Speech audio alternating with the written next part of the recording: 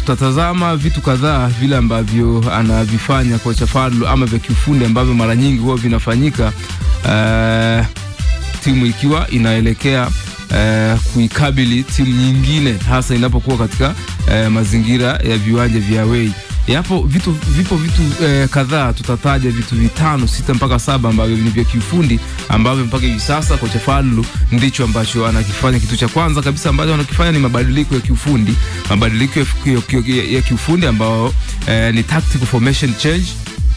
Mabadiliko ya kiufundi, mchezo wa kwanza, mbinu zilikuwa zinamhitaji Fadlu Davis waheshimu sana wapinzani, kwa maana ya wachezaji ambao watakupa nao watakuwa ni wenye asili ya kujilinda zaidi, na ndio maana tuliona hata muda ulivyokuwa umekwenda zaidi mfumo wake, kwa maana kuanzia dakika ya 75 kwenda juu tuliona Fadlu Davis akabadilika kabisa, akaja na mfumo wa back 3 baada ya kuingia, nafikiri alitoka Elim Panzu, akaja akatoka na Kibu Dennis, akaja akaingia Valentine Nouma na Joshua Budo Mutale. Sasa kwa Valentine Nouma, alafu eneo lake ambalo anacheza bado alikuwepo yuko Mohamed Hussein, manake alihitaji zaidi kwenda kutengeneza mfumo kama back 3. Kwa tabia za mfumo wa kwanza ulikuwa ni mfumo ambao unalenga kujilinda zaidi na kupunguza hiyo riski, lakini kuelekea katika mchezo huu mabadiliko ya kimfumo lazima tuone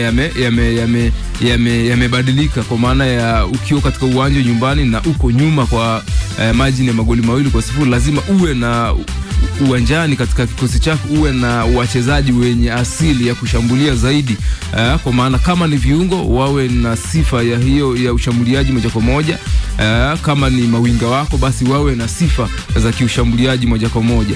Mfano kwa upande wa Simba, Shomari Kapombe, Mohamed Hussein, wote hao ni walinzi ambao wana hiyo asili ya kushambulia. Viungo wao pia wapo viungo ambao wana asili ya kushambulia, Fabrice Luamba Ngoma, Yusuf Kagoma sio sana, lakini Yusuf Kagoma yeye ni kiungo wa chini, lakini Fabrice Luamba Ngoma ni mzuri sana kupiga katika zile pasi za mwisho. Kwa selection ya kikosi kwa hivi sasa inapaswa kuwa ni yenye kushambulia sana kulingana na mahitaji ya mchezo. Lakini kitu cha pili ni substitution za kiufundi, tactic substitution, ambazo hizi kikosi cha kwanza kitakachoanza baada ya Fadlu Davis kukipata kikosi chake katika uwanja wa mazoezi, lazima awe na watu ambao watakuja watu ambao wamebaki benchi, ambao watakuja kubadilisha mfumo wa kiuchezaji kiufundi. Lakini mfumo huo wa kiuchezaji wa kiufundi lazima hawa wachezaji wawe ni wachezaji wenye karibu ya kushambulia, isije kawa wachezaji ambao umeanza nao katika mfumo wako katika uwanja wa nyumbani na huko nyuma unahitaji matokeo. Mfumo wa kwanza umeingia na mfumo wa kushambulia, alafu baadaye sabu zako zikawa haziendani na mbinu zako vile ambavyo ulianza mchezo. Kwa mpaka wale wanaoanzia katika bench watakuwa ni wachezaji ambao moja kwa moja watalenga kwenda kubadilisha matokeo, kwa maana ya kwenda kushambulia zaidi. Lakini kitu kingine ni maelekezo ya kimbinu, tactic instruction, maelekezo ya kimbinu. Maelekezo ya kimbinu, mchezaji inawezekana akawa ni yule ambaye alicheza katika mechi ya kwanza, lakini maelekezo ya mchezo wa kwanza kuna limit fulani ambao aliambiwa, bwana wewe sawa ni mzuri sana kwenye kushambulia, lakini kulingana na nidhamu ya kucheza away usivuke hili eneo. Haya ni maelekezo ambayo mchezaji anapewa. Mchezaji yule ambaye haku overlap au kufanya underlapping kulingana na maelekezo aliyopewa kulingana na mchezo husika, this time around tunataka kumuona mchezaji yule kapewa maelekezo ya kumaliza uwanja, overlap ama underlapping, anafanya hivyo kulingana na hivi vyote ni vitu ambavyo vinafanyika katika uwanja wa mazoezi. Lakini kitu kingine ni motisha na maelekezo ya kisaikolojia, kuhamasisha wachezaji watambue umuhimu wa huu mchezo ambao unaokuja. Kocha inawezekana akawa mbinu zake kila kitu kafanya kwa usahihi, lakini mtu pekee ambaye atakwenda kusahihisha kila ambacho kimefanyika mazoezini ama kila ambacho ameambiwa na kocha ni mchezaji. Kwa mchezaji sasa hivi kitu ambacho kinaendelea ni kuzungumza na hao wachezaji kisaikolojia, pamoja na kuwapa hizo motisha. Mfano goli la mama linaenda kutoa motisha, lakini hata ndani ya klabu zipo motisha mbalimbali ambazo huwa zinatolewa. Kwa kiasi kikubwa inawezekana isiwe moja kwa moja ile motisha inaenda kubadilisha maisha ya mchezaji, lakini kitendo cha kutolewa motisha manake kuna ujumbe fulani ambao unatoka kwa viongozi kuelekea kwa hawa wachezaji. Sasa mchezaji atabadilika kupitia ujumbe na sio kupitia pesa ambayo amepewa. Huenda pesa ikawa na thamani ndogo sana kuliko hata mshahara wake ambao anaupata mchezaji. Kwa mchezaji ataboostika na kupata morali ya kupambana zaidi kupitia message ya ujumbe wa hiyo motisha huko ilikotoka. Kwa hivyo ni vitu motisha pamoja na maelekezo ya kisaikolojia, wataalamu wa kisaikolojia.